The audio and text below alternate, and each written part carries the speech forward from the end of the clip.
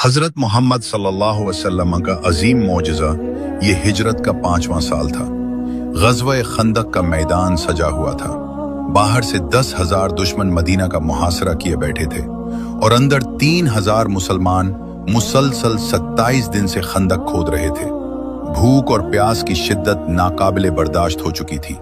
उन्हीं दिनों हज़रत जाबिर बिन अब्दुल्लाह रज़ी अल्लाह अन्हु, जो निहायत नेक और सच्चे सहाबी थे, भूख से बेहाल हो गए। जब वो घर पहुंचे तो अपनी अहलिया से हाल पूछा। अहलिया ने कहा, घर में सिर्फ एक छोटी सी बकरी है और एक प्याला जौ का आटा। हजरत जाबिर रजी अल्लाह अन्हु ने दिल में सोचा कि क्यों ना रसूल अकराम सल्लल्लाहु अलैहि वसल्लम को खामोशी से दावत दे दी जाए।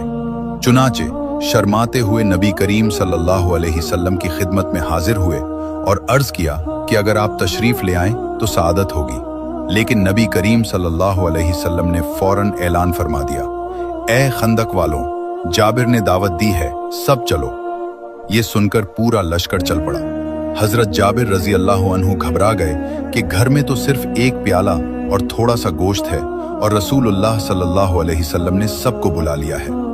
जब नबी करीम सल्लल्लाहु अलैहि वसल्लम तशरीफ लाए तो आप सल्लल्लाहु अलैहि ने अपने मुबारक हाथों से खाना तकसीम करना शुरू किया और फिर अल्लाह की कुदरत जाहिर हुई।